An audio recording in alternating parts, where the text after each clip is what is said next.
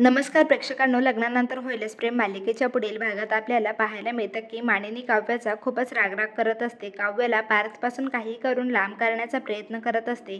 एक प्रकारे ती काव्याचा छळच करत आहे असंच वाटत आहे. पण आता काव्याला पार्थची होणारी घुसमट आता तिला सहन होत नसते. तिला आता पार्थची मनापासून काळजी वाटत होती. आता ती अनिशापाशी बोलत असते की पार्थला मला असं नाही बघवत, मी त्यांना असं दुःखी नाही बघू शकत. मला त्यांना फक्त आनंदी बघायचे आहे आणि मी त्यासाठी काहीही करायला तयार आहे. पण आता माझे हात बांधलेले आहे. मी मानिनी काकूंना दिलेले वचन मोडूही शकत नाही आणि त्यांनी जे काही माझ्यावर आरोप केले आहे मला ते लवकरात लवकर खोटे आहे हे सिद्ध करून पुन्हा एकदा पारच्या चेहऱ्यावर आनंद बघायचा आहे असं म्हणत आता काव्य जोरजोरात रडू लागते. आता अनिशाला मात्र काव्याची ही तगमग बघवत नसते. अनिशा काव्याला जवळ घेऊन शांत करते आणि आता अनिशा मनातच ठरवते, मी काव्याला असं घुसमटत दुःखी नाही बघू शकत. आता मलाच काहीतरी करावं लागेल काव्यासाठी. काव्याने जी चूक केलीच नाही तिने त्याची शिक्षा तरी का भोगावी. मी आता त्या मानिनी काकूंना सगळं काही खरं खरं सांगते. ते स्वतःहून त्यांच्या मुलाचा संसार उद्ध्वस्त करत आहे आणि त्यांच्या स्वतःच्या सुनेवर अन्याय करताय हे आता त्यांना समजलंच पाहिजे. त्यांना नाण्याची एकच बाजू माहिती आहे. त्यांना जेव्हा नाण्याची दुसरी बाजू समजेल तेव्हा त्यांची अक्कल ठिकाण्यावर येईल आणि तेव्हा त्यांना काव्य खरी काय आहे ते समजेल. पण तेव्हा खूपच उशीर झालेला असेल. पण मी आता काव्याला असं नाही बघू शकत. मी लगेचच काव्याला घेऊन मानिनी काकूकडे जाते असं ठरवत अनिशा काव्याला घेऊन मानिनी काकूच्या रूममध्ये जाते आणि रूममधून बंद करून घेते. आणि आता अनिशाचा सूर आणि आवाज दोन्हीही वाढलेलाच असतो. अनिशा मानिनीला म्हणते, तुम्ही खरंच माणसं ओळखायला शिकला आहात ना. तुम्ही एखादी व्यक्ती खरं बोलते की खोटं ही त्यांच्या डोळ्यात बघून ओळखू शकता ना. बघा मग या काव्याच्या डोळ्यात आणि सांगा हिचे डोळे खोटं बोलतायत की खरं. तुम्हाला असं वाटतंय की काव्य तुमच्या पार्थला फसवून दुसरे कुठे अफेअर करू शकते. तेव्हा मानिनी म्हणते, तुला काय बोलायचे ते स्पष्ट बोल. तेव्हा अनिशा म्हणते, बरं आता मी स्पष्टच बोलते.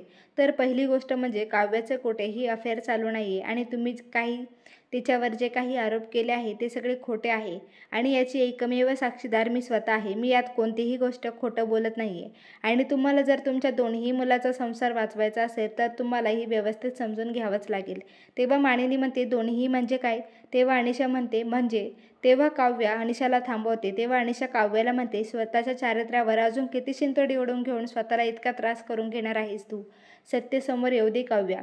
असं म्हणत अनिशा मानिनीला म्हणते, म्हणजे सत्य हे आहे की काव्याचा बॉयफ्रेंड दुसरा तिसरा कोणीही नसून तुमचा जो मधला मुलगा जीवा आहे ना तोच काव्याचा बॉयफ्रेंड आहे आणि त्या दोघांची लव्ह स्टोरी मी जवळून बघणारी मी स्वतः आहे.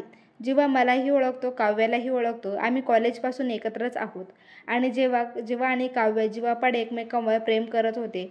पण आता त्या दोघांनीही ही परिस्थिती स्वीकारली आहे. ते दोघेही पण आता त्यांच्या नशिबाने जे लाईफ पार्टनर त्यांना दिले आहे त्यांना ते मनापासून स्वीकारत आहे. पण आता या सगळ्यामध्ये तुम्ही त्यांच्या नात्याच्या आड येत आहात. तुम्ही तुमची दोन्ही मुलांचे संसार उद्ध्वस्त करत आहात. हे ऐकून मानिनीला आता खूपच धक्का बसलेला असतो. मानिनी तेव्हा काव्याला विचारते, काव्य मला खरं सांग, हे सगळं काही खरं आहे का. तेव्हा काव्य रडतच मान हलवते आणि हो म्हणते. तेव्हा मानिनी काव्याला म्हणते, तू मला आधी का नाही सांगितलंस ग. आपण तेव्हाच काहीतरी केलं असतं ना. मला माफ कर काव्या, खरंच माझ्याकडून खूप मोठी चूक झाली.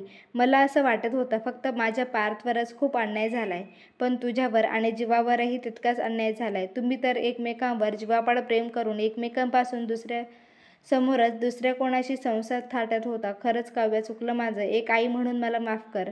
तर प्रेक्षकांनो, मालिकेत असा ट्विस्ट आला तर तुम्हाला पाहायला आवडेल का. कमेंट करून सांगा आणि चॅनलला सबस्क्राईब करा.